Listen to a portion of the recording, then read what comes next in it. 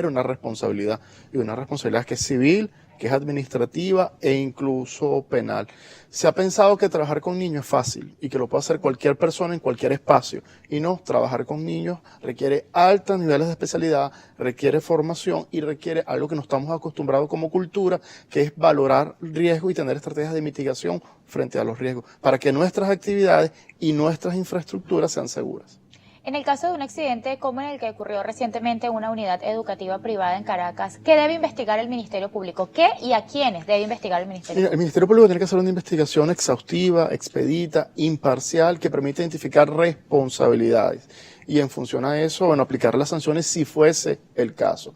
Pero además de la intervención del Ministerio Público, tiene que haber un acompañamiento psicosocial a las familias de las víctimas, debe haber un acompañamiento especial a los amigos de estos niños, de su salón de clase, a sus maestras, a los docentes, a la comunidad educativa, porque uno de los elementos fundamentales para hablar de justicia es hablar de verdad y saber qué ocurrió, y en función a eso acompañar y que permita desarrollar recursos de afrontamiento para superar este hecho tan difícil, sobre todo que no se repita.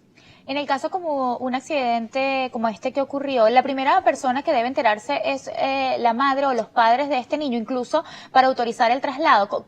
¿Cómo debe ser el manejo? Nosotros no tenemos una ley que te dé pautas en casos de emergencias que hacer. Cada centro educativo, de acuerdo a su realidad, a sus potencialidades, a sus recursos disponibles, define los mecanismos. Hay muchos centros educativos que no lo tienen. Entonces depende mucho de la contingencia, de la emergencia, depende mucho de la persona quien asuma el control de la situación, pero la comunicación tiene que ser inmediata. Como se llama un papá porque el niño no hace una tarea, también hay que llamarlo con muchas más razones cuando hay un contexto de emergencia, y sobre todo tener números secundarios si el papá no es localizable. Entonces debemos como centros educativos pensar, si hay una emergencia, ¿cuál es el ABC? Incluso puede haber procedimientos que se ocurran en paralelo, el traslado del niño, llamar a los familiares, llamar a las autoridades. Entonces eso tenemos que poderlo pensar, tomando en cuenta que nuestra realidad educativa no es homogénea. Hay colegios grandes, colegios pequeños, colegios en zonas rurales, en ciudades intermedias, donde el acceso a servicios públicos de salud, por ejemplo, está bien limitado.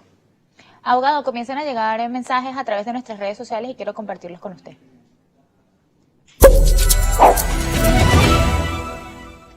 La señora Caro Armadar nos escribe: los accidentes siempre pueden suceder, pero cómo lo abordaron es lo realmente importante.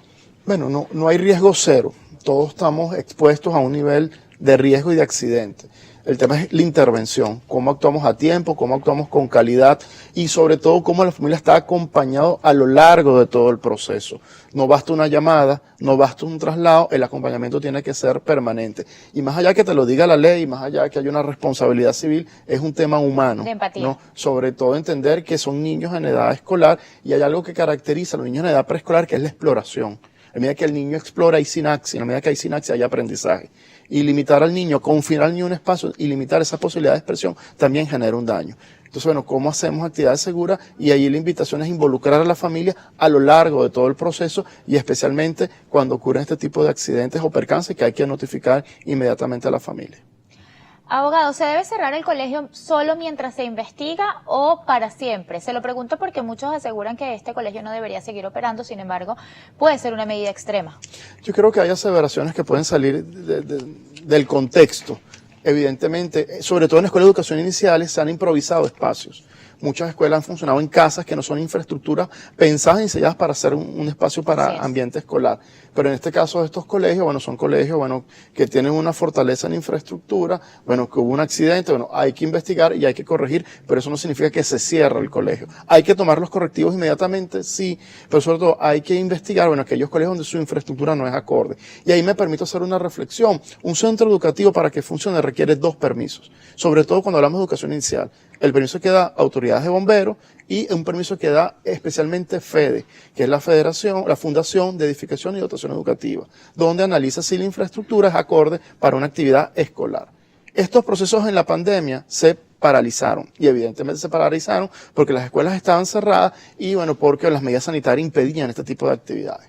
Se retomó la presencialidad. La pregunta que yo hago, y es importante que las autoridades aclaren, si estos procesos se reactivaron y si la permisología de los colegios está al día o hay demoras importantes en los trámites. Esto es una responsabilidad del Estado, no es solo el centro educativo. También conocemos muchos centros educativos que tienen muchísimas dificultades para tramitar los permisos. Y bueno, esas dificultades te hacen que las personas busquen caminos no formales para poder resolver un problema que es un requisito para poder funcionar. Entonces, hay un tema del Estado, hay un tema de la escuela, hay un tema de las maestras y hay un tema de la familia que todos somos corresponsables. Dejando de lado la pandemia, si la pandemia no hubiese ocurrido, ¿con qué frecuencia se deben renovar estos permisos? Los permisos de educación básica se renuevan cada 6 años y los permisos de educación inicial se renuevan cada 2 años.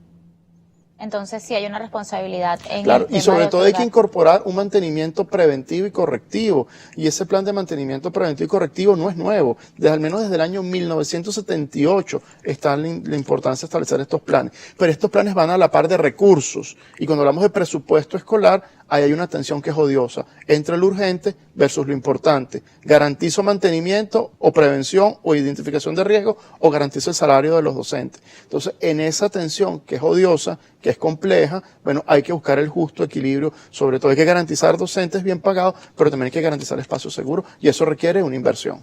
Es muy pronto, entonces, para saber lo que va a ocurrir en este caso, ¿cuál es el estatus? ¿Está todavía investigando el Ministerio Público? Bueno, las declaraciones que han dado el Ministerio Público, en lo que hay un proceso de investigación en marcha, no sanciona el Ministerio Público, eso es importante que lo tengan claro, sanciona al Poder Judicial, Okay. y el Poder Judicial, bueno, es el que determinará si hay o no responsabilidad de los centros educativos. Ahí el llamado, bueno, a tener mesura en redes sociales. Las redes sociales no pueden ser tribuna para juzgar a centros educativos sin conocer el contexto o los detalles de una investigación y en función a eso esperar que las autoridades educativas, las autoridades judiciales y el Ministerio Público fijen una postura sobre este tema y sobre todo aprender de lo que ocurrió para que estos hechos no vuelvan a ocurrir en ningún colegio, ni privado ni oficial.